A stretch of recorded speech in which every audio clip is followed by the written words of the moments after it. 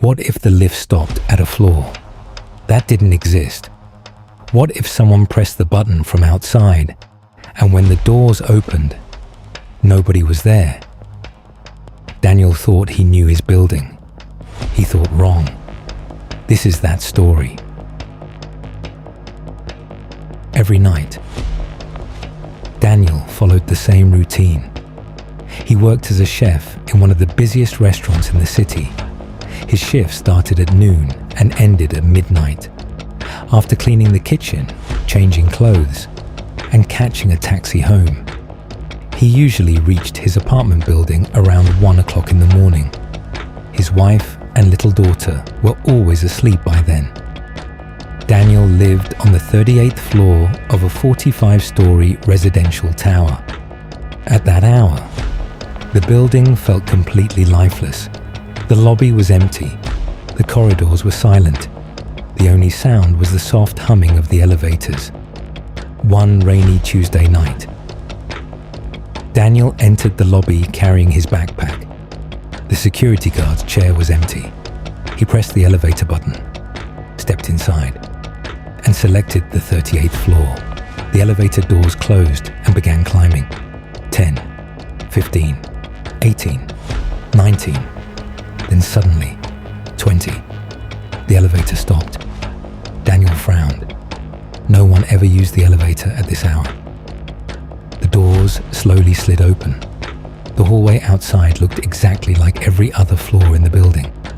The same cream-colored walls, the same lights, the same apartment doors. Everything looked perfectly normal. Yet something was terribly wrong. The air felt unnaturally cold. The silence wasn't peaceful. It was heavy, almost as if the entire floor was holding its breath. Daniel stared into the corridor, unable to explain why every instinct inside him screamed not to step outside. After a few seconds, the elevator doors began closing. Just before they met, ding. The doors opened again. Someone had pressed the elevator button from outside. Daniel's heart nearly stopped. No one was there. The hallway remained completely empty. No footsteps, no shadows, nothing. The elevator waited for several long seconds before the doors finally closed. Daniel let out the breath he had been holding. The elevator continued climbing. 25, 31, 35, 38. The doors opened. Daniel rushed out, almost running to his apartment. His hands trembled so badly that he dropped his keys twice before unlocking the door. His wife woke up. "Are you okay?" she asked. "I'm fine," Daniel said. But he wasn't. That entire night, he couldn't sleep. Every few minutes, he heard the elevator outside his apartment. Ding. The doors opened. A long silence. Then, the doors closed. Again, and again, and again. The next evening, Daniel convinced himself that he had imagined everything. He was exhausted from work. Maybe stress had played tricks on his mind. At 1:05 a.m., he entered the elevator again. He pressed 38. The elevator began moving. 19. Then 20. It stopped once more. This time, when the doors opened, the lights in the hallway flickered. At the far end of the corridor stood a young woman dressed in white. Her long black hair covered most of her face. She wasn't moving. She wasn't breathing. She was simply standing there. Daniel repeatedly pressed the closed door button. Nothing happened. Again, nothing. Again, still nothing. Then, very slowly, the woman lifted her head. Her pale eyes met his. She smiled in a soft whisper that somehow echoed inside the elevator.